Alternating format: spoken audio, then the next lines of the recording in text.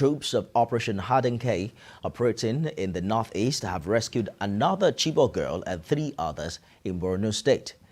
In a statement by the Nigerian Army on its Facebook page, the Chibok schoolgirl was rescued with a 4-year-old child at Bama local government area, while the 3 others were rescued at Mongono local government.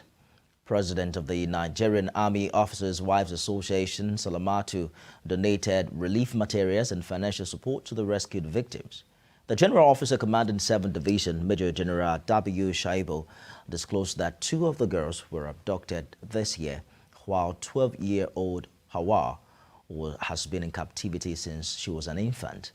In April 2014, Boko Haram terrorists kidnapped 276 female students from the government girls' secondary school in Chibok, Borno State.